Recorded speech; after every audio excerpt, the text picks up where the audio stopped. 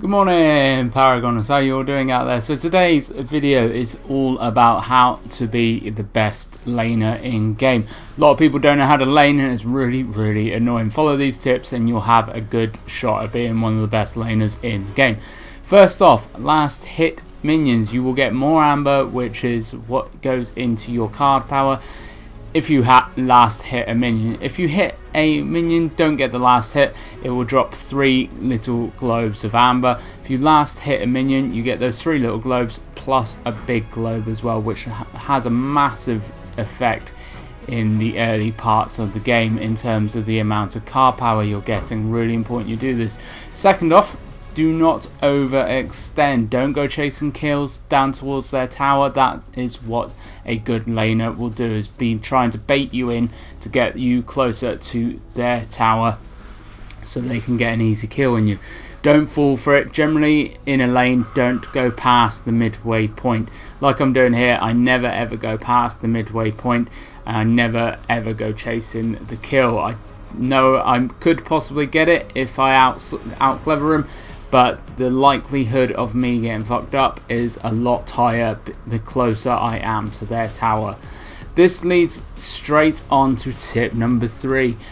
Beware of rear and flank attacks, because this is what's going to mess you up if people are starting to rotate around and they find you down by their tower. They are going to really mess you up. If they see you down there, you're quite an easy kill, because especially if you haven't actually unlocked any of your survivability moves yet, which early part of the game you won't do until probably level 2 or 3. So really important, stay as close to your tower as you can. Do not go past the midway point in your lane.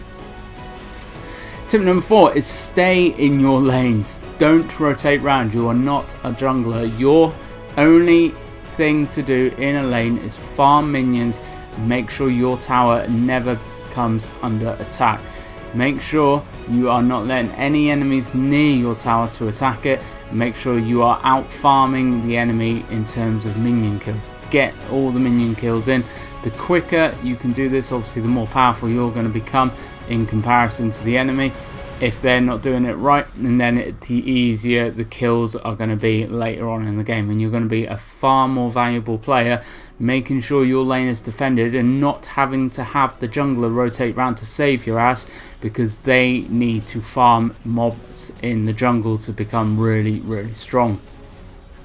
So later on in the game, when you actually start getting somewhere in terms of attacking the enemy team, when you are in a team fight and you're all in a lane grouped up, the tower is the priority kill. If there are 3 enemies running about with quarter of a health and you've got the tower up and you're all fighting underneath the tower, make sure everyone attacks the tower. Forget the enemy heroes. If you've got to die for getting the tower down, then so be it. Take that death, because that is what you need to do. You need to get those towers down so your minions can progress even closer. It's going to start putting a lot of disadvantage on the enemy team. Really important you do this.